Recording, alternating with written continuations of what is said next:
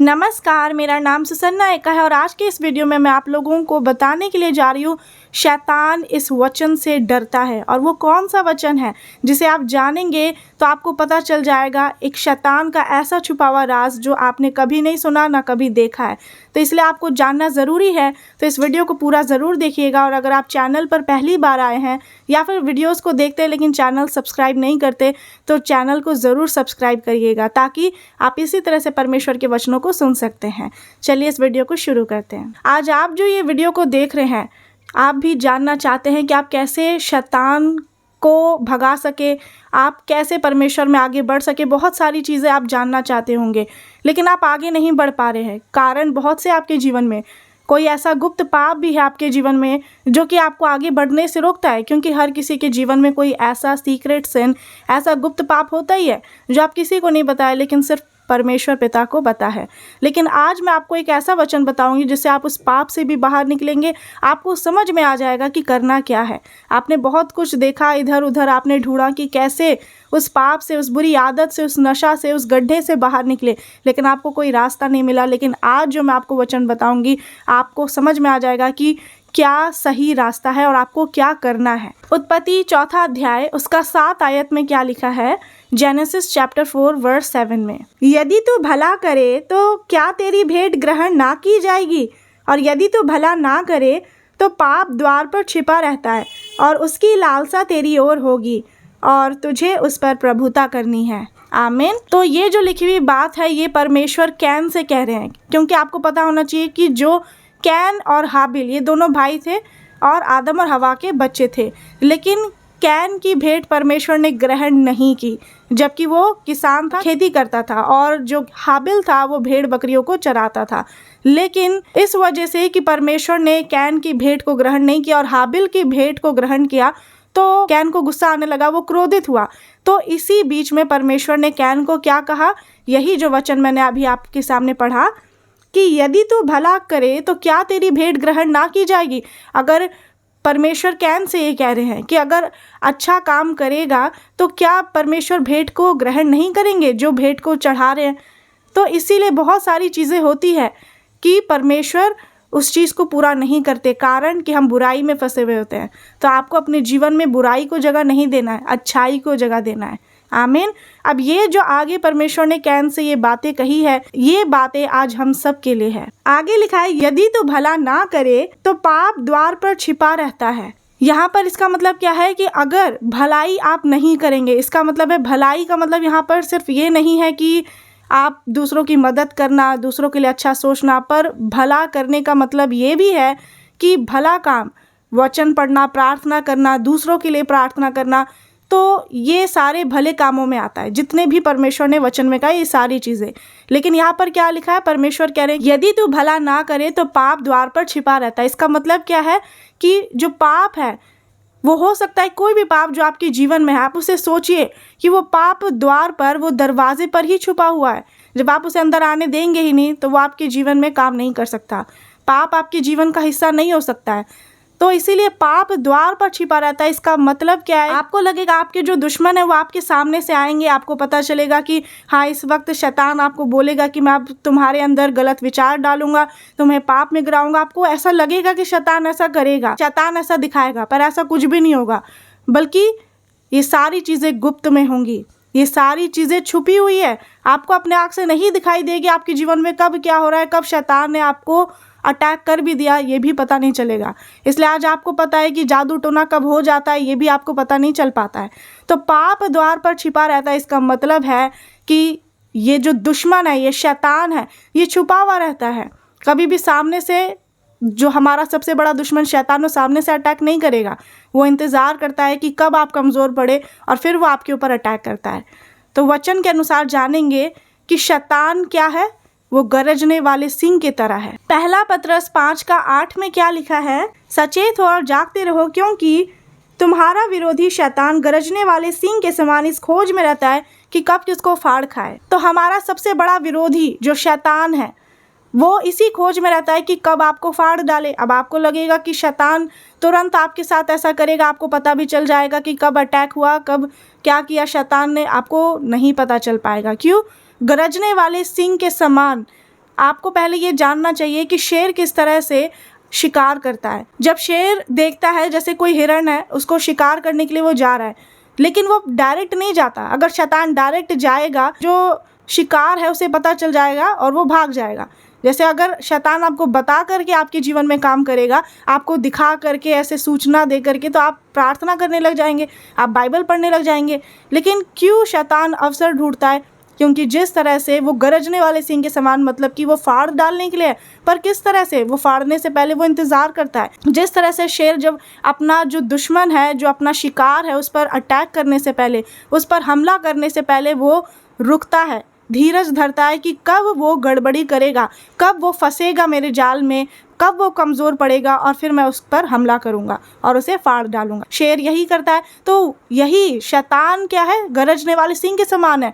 वो देखता है कि कब आप गलती करेंगे, कब आप गलत देखेंगे, गलत बोलेंगे, गलत करेंगे, और जैसे ही आप शैतान के लिए दरवाज़ा खोल देते हैं, शैतान आपके अंदर घुस जाता है। इसी तरह से पाप आपके जीवन में एंटर करता है, शैतान का अटैक आपके जीवन में होता है। तो आपने जान लिया कि जो शैतान है वो कोई कमज़ोर नहीं है। कई लोग सोचते हैं कि शैतान कुछ नहीं कर सकता हमारा, लेकिन शैतान जो कि हमारा दुश्मन है, उसे कभी भी हमें कमज़ोर नहीं समझना है। शैतान तो हारा हुआ है, लेकिन हम उसे कमज़ोर नहीं समझ सकते। अगर जिस दिन हम अपने दुश्मन को कमज़ोर समझेंगे, तो दुश्मन हमारे ऊपर हावी हो सकता है। वह हमारी कमज़ोरी को जान करके हमें फाड़ डाल सकता है। शैतान का काम यही है, वो हमें फाड़ता है, आपके जीवन को फाड़ डालेगा, बिल्कुल ख़राब कर देगा, बर्बाद कर देगा। इसलिए काफ़ी लोग वचन को सही से नहीं समझने के कारण मारे भी जाते हैं। आपको जानना चाहिए। तो इसीलिए आपको इस चीज़ को समझना है कि अगर जिस तरह से यहाँ पर उत्पत्ति में जो मैंने आपको वचन बताया, पाप द्वार पर छिपा रहता है, इसका मतलब ही है कि ये सारी चीज़ें छुपी हुई है, ये सारी अंधकार की शक्तियाँ है। शैतान कभी भी सामने से, आपके सामने से वार नहीं करेगा। तो आपको पाप से बचना है, आप बच नहीं पाते हैं। ये खासकर ये वचन उन लोगों के लिए जो बार बार पाप करते हैं, चाहे वो किसी भी तरह का पाप हो सकता है। आप पाप में गिरते हैं लेकिन उठ नहीं पाते, आप संभल नहीं पाते। लेकिन वो पाप जो आपने गलती से कर दिया, अनजाने में कर दिया, उसको ज़रूर परमेश्वर क्षमा करेंगे। आपसे अनजाने हुआ, परमेश्वर भी जानते हैं और आपको माफ़ी तुरंत मिलेगी। लेकिन जो आप रिपीटेडली करते हैं, जो आप लगातार करते हैं, तो वैसे में आपको नहीं रहना है, वैसे पाप में नहीं रहना है। कारण भी मैं आपको बताना चाहती हूँ, पाप आपको परमेश्वर से बहुत दूर कर देता है। पाप की वजह से परमेश्वर से इतना दूर हो जाएंगे, फिर आप क्या बोलेंगे कि परमेश्वर तो मेरी प्रार्थना नहीं सुनते। क्यों? वचन साफ कहता है, यशाया 59 अध्याय उसका 1 से 3 तक पढ़ेंगे। सुनो, यहोवा का हाथ ऐसा छोटा नहीं हो गया कि उद्धार ना कर सके, ना वह ऐसा बहरा हो गया है कि सुन ना सके, परंतु तुम्हारे अधर्म के कामों ने तुमको तुम्हारे परमेश्वर से अलग कर दिया है, और तुम्हारे पापों के कारण उसका मुंह तुमसे ऐसे छिपा है कि वह नहीं सुनता। अब आपने समझ लिया है कि परमेश्वर का हाथ ऐसा छोटा नहीं हो गया कि परमेश्वर आपका उद्धार ना कर सके, आपके कामों को ना बनाए, आपको चंगा ना करे, आपकी प्रार्थना को ना सुने। परमेश्वर बहरे नहीं है, वो सब कुछ देखते हैं, करते हैं, लेकिन सिर्फ इस वजह से कि पाप आपके जीवन में है, आप दूर हो जाते हैं परमेश्वर से। आपको लगता है कि आप 2 मिनट के लिए वो पाप करेंगे, 2 मिनट के लिए झूठ बोलेंगे, 2 मिनट के लिए कोई गलत चीज़ को देखेंगे, गलत बातों को सुनेंगे, कोई चुगली कर रहा है उसे सुनेंगे, या फिर गलत काम करेंगे 2 मिनट के लिए, लेकिन वही 2 मिनट आपकी ज़िंदगी को ख़राब कर देगा, बर्बाद कर देगा। बिल्कुल यहाँ पर साफ लिखा हुआ है, आपको इस वचन से समझना है कि पाप के ही कारण परमेश्वर आपसे दूर हो जाते हैं। और परमेश्वर दूर होते हैं मतलब अपना मुँह जो परमेश्वर आपकी तरफ किए हुए रहते हैं, वो मोड़ लेते हैं, परमेश्वर पीछे मोड़ लेते हैं। और इसका मतलब क्या है कि परमेश्वर अगर मुंह हटा लेंगे आपकी तरफ से, तो आपके जीवन में जो परमेश्वर की लाइट थी, जो परमेश्वर का प्रकाश था, वो खत्म हो जाएगा। आपको खुद पता होगा कि आपको बिल्कुल अंधेरे सा महसूस होगा कि आपके चारों तरफ अंधकार है, आप बिल्कुल अंधकार में जी रहे हैं, आपके अंदर शांति नहीं है, आप बहुत ही कुड़कुड़ाते हैं, गुस्सा आता है। सारी चीज़ें शैतान आपके जीवन में डालता है, क्योंकि आपने शैतान को अधिकार दे दिया अपने ऊपर। आपको इस चीज़ से बचना है। ये मैं इसलिए बता रही हूँ कि परमेश्वर सब कुछ करने की सामर्थ्य रखते हैं, ये आप भी जानते हैं। लेकिन जब हम पाप के गुलाम होते हैं, तो हम उसी गुलामी में जब रहते हैं, तो हम उससे खुद नहीं छूट पाते, कारण कि उससे हम आज़ाद ही नहीं होना चाहते। लेकिन अगर आज आप ये विश्वास कर रहे हैं, आप ये विश्वास के साथ निर्णय ले रहे हैं कि मुझे इससे बाहर निकलना है, परमेश्वर आपको ज़रूर छुटकारा देंगे। उपाय वचन में ही है। तो इसी वचन के आगे पढ़ेंगे, क्योंकि तुम्हारे हाथ हत्या से और तुम्हारी अंगुलियां अधर्म के कामों से अपवित्र हो गई है, तुम्हारे मुंह से तो झूठ और तुम्हारी जीभ से कुटिल बातें निकलती है। यहाँ पर साफ लिखा हुआ है कि आपके जो हाथ है वो हत्या के कारण, हाथ से हम बहुत सारे पाप करते हैं, हाथ से हम किसी का हत्या करते हैं। और लिखा भी हुआ है कि तुम्हारी जो अंगुलियां है, जो फिंगर्स है, वह अधर्म के कामों से अपवित्र हो गई है। बुरे कामों की वजह से आपने अपने शरीर के एक एक अंगों को अपवित्र कर दिया है, अधर्म के कामों को करते हुए, जो कि आपको अपने एक एक शरीर को पवित्र रखना है, उसे शुद्ध रखना है, ताकि आप परमेश्वर की महिमा कर सके उन शरीर के अंगों के द्वारा। लेकिन आपने क्या कर दिया, ये सब चीज़ों को अपवित्र कर दिया है। तो आगे लिखा है, तुम्हारे मुंह से तो झूठ और तुम्हारी जीभ से कुटिल बातें निकलती है। मुंह से तो आप झूठ बोलते हैं, तो यही सारे जो मुंह से जो आपको परमेश्वर की महिमा करना है, हाथ से जो लोगों के लिए प्रार्थना करना है, हाथों को उठाकर उन हाथों का आप किस तरह इस्तेमाल करते हैं। आपको समझना इस बात को कि आपका शरीर परमेश्वर का मंदिर है, आपको अपने अंदर शैतान को जगह नहीं देना है। साफ लिखा हुआ है वचन में कि पाप द्वार पर छिपा रहता है। आप जैसे ही अपने जीवन में बुराई को आने देंगे, भलाई खत्म हो जाएगी और पाप से क्या होगा, आगे वचन को पढ़ते हैं उत्पत्ति में। यदि तू भला ना करे तो पाप द्वार पर छिपा रहता है और उसकी लालसा तेरी ओर होगी और तुझे उस पर प्रभुता करनी है। आमीन। इसका मतलब क्या है, परमेश्वर कैन से ये बातें बोल रहे हैं जो कि ये हम सब के लिए है, आपके लिए, मेरे लिए, हम सब के लिए है, कि जब जो पाप द्वार पर छिपा रहता है, तो वो पाप अगर हमारे जीवन में एंटर करता है, वो बुराई अगर हमारे जीवन में आती है, इसका मतलब क्या है, कैसे आएगी, वो अचानक तो आएगी नहीं। जब हम अपने शरीर का जो मेन दरवाज़ा है, जो मेन गेट है, उसे खोलते हैं, तभी ये हमारे अंदर एंटर करता है, चाहे वो पाप हो, शैतान हो या कोई भी बुरी चीज़ें हो। ये हमारा वचन आपको समझना है, क्यों आँख से एंटर करता है, उसका कारण है, वचन में पढ़ेंगे। मत्ती 6 अध्याय उसका 22 से 23 आयत में, शरीर का दिया आँख है, इसलिए यदि तेरी आँख निर्मल हो तो तेरा सारा शरीर भी उजियाला होगा, परंतु यदि तेरी आँख बुरी हो तो तेरा सारा शरीर भी अंधियारा होगा। इस कारण वह उजियाला जो तुझ में है, यदि अंधकार हो तो वह अंधकार कैसा बड़ा होगा। आमीन। इसका मतलब है कि ये हमारा आँख ही है जो शरीर का दिया है। इसका मतलब क्या है कि ये शरीर का दिया आँख है। आँख कैसे ये दिया है, इसका मतलब है जैसे कि अंधेरे में जब आप एक दिया जलाते हैं तो उससे लाइट आ जाता है, पूरे घर में रोशनी फैल जाती है। वैसे ही जब आप परमेश्वर से जुड़े रहते हैं, पाप आपके जीवन में नहीं रहता, उजियाला में रहते हैं आप। और इससे क्या होता है कि आपके जीवन में कोई अंधकार नहीं होता, कोई पाप नहीं, तो बुराई आपके जीवन में नहीं रह पाती है और शैतान का कोई अटैक आपके जीवन में नहीं होता। लेकिन जब आप, जो आपका मेन गेट है, यही आँख, यही दरवाज़ा को जब आप खोल देते हैं बुरे चीज़ों को देखने के लिए, तो फिर शैतान आपके अंदर आ जाता है, अंधकार, क्योंकि वो अंधकार की शक्ति है, वो आपके अंदर वास कर जाती है। और इसमें क्या होता है, फिर सारा जो पाप है, बुराइयाँ है, लड़ाई झगड़ा, क्लेश, घमंड, लालच, ईर्ष्या, झूठ, व्यभिचार, सब कुछ आपके अंदर आ जाता है। फिर आप अपने अंदर इन सारी चीज़ों को भर देते हैं। तो आप खुद सोचिए कि जो आप उजियाला में थे, जब आप अंधेरे में आ जाएंगे, आपको कुछ दिखेगा?